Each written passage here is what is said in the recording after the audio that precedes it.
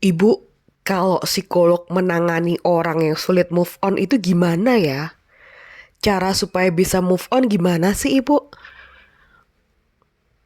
Saya itu kalau teringat mantan selalu menangis. Terkadang sampai nelangsa hati saya, merasa sunyi, merasa hampa, merasa sangat kehilangan. Itu gimana ya, Ibu, mengatasinya secara psikologis? Halo, selamat pagi. Jumpa lagi dengan Jiwa Beraya Podcast, podcast yang berkomitmen untuk menjadi teman jiwa teman-teman semua untuk selalu bertumbuh dan berdaya. Oke, move on, moving on. Move on itu kata English translation dari berpindah. Berpindah dari satu tempat ke tempat yang lain. Ada beberapa cara move on yang efektif psychologically atau secara psikologis cukup efektif. Jiwa Berdaya akan menjelaskan 5 cara, 5 strategi how to moving on. Yang pertama adalah menghapus semua kenangan bersamanya. Foto bersama, jam tangan hadiah ulang tahun, baju hadiah anniversary, surat cinta, semua hal yang sifatnya kenangan hapus, buang. Buang semua kenangan, baik itu benda, foto, ataupun postingan sosial media, hapus semua. Mulai dengan lembaran baru. Lalu cara yang kedua bagaimana? Cara yang kedua adalah memutus total semua komunikasi dengan mantan. Termasuk tidak lagi kepo sosial medianya.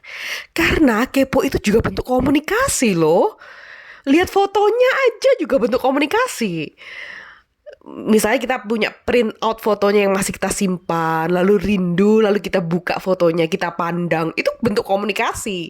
Jadi kita putus semua komunikasi dari WhatsApp, dari sosial media, dari foto, kita putus semua komunikasi, baik itu searah, dua arah kayak gitu.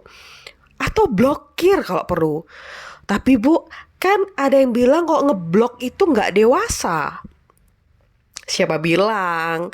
Memang secara pandangan orang tertentu mungkin ya tidak dewasa, bisa jadi dalam case-case tertentu yang dalam episode lain akan Jiwa Berdaya jelaskan. Namun ngeblok itu termasuk setting boundary atau menjaga batas, menciptakan batas. Jadi ngeblok itu termasuk wujud respect kita pada diri sendiri, wujud kita menghormati diri sendiri dan dengan menciptakan batas yang tidak bisa dilewati oleh mantan. Lalu strategi ketiga gimana? Strategi ketiga adalah mengisi keseharian kita dengan aktivitas positif yang menyenangkan. Sibukkan diri. Kalau kita sibuk, kalau kita banyak kegiatan, banyak aktivitas, itu nggak sempet ngelamun, nggak sempet rindu, kangen, mood in blue, nelangsa, itu nggak sempet karena kita sibuk, kita banyak aktivitas positif, aktivitas menyenangkan. Jadi kita perlu nih explore kegiatan-kegiatan baru, hal-hal yang menantang dan sebagainya. Lalu strategi keempat adalah membuka diri dengan mau berkenalan dengan orang-orang baru. Terutama lawan jenis ya, karena case-nya kita kan mempersiapkan calon seperti itu. Iseng aja, yang penting berteman dulu aja. Berteman dulu sebanyak mungkin dengan teman-teman. Lawan jenis, sesama jenis. Untuk bersahabat ya, sesama jenis ya. Kalau lawan jenis untuk relationship, iseng aja berteman. Siapa tahu dari teman-teman tersebut ada yang cocok, nyaman, nyambung, dan berpotensial untuk jadi pengganti dari mantan kita. Karena cara paling efektif untuk moving on adalah menumpuk cinta lama dengan cinta yang jadi cinta lama kita tumpuk nih dengan cinta yang baru. Orang lama kita tumpuk nih dengan orang yang baru. Bertemu dengan orang yang baru, berkenalan dengan orang baru, berteman dengan orang baru. Maka lama-kelamaan kita akan mengetahui orang yang lebih baik, yang memperlakukan kita secara lebih baik juga. Sehingga cinta lama itu lama-lama akan terkikis dan hilang tidak berbekas dengan tumpukan cinta yang baru tersebut. Lalu strategi terakhir adalah mengalihkan kebutuhan take and give atau kebutuhan memberi dan menerima kasih sayang kita dari kepada pasangan menjadi kepada orang tua, kepada adik, kepada kakak, kepada sahabat, kepada rekan kerja dan sebagainya.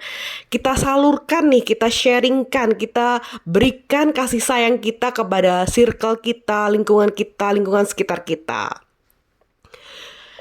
Karena terkadang kita masih mencintai seseorang itu sebenarnya bukan dia lagi yang kita cintai, namun kenangan bersamanya.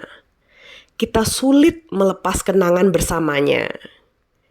Maka ingat lagi strategi pertama itu hapus semua kenangan, buang semua kenangan bersamanya. Supaya kita bisa menumpuk orang tersebut, cinta tersebut dengan orang yang baru dan cinta yang baru. Salam teman jiwamu.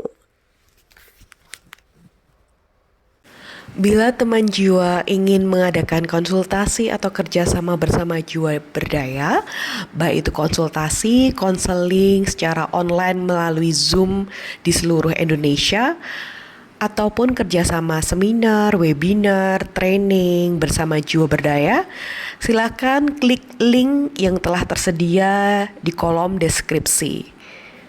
Silahkan membaca dan silahkan mengklik linknya bila ingin menjalin kerjasama dengan Jiwa Berdaya. Salam teman jiwamu.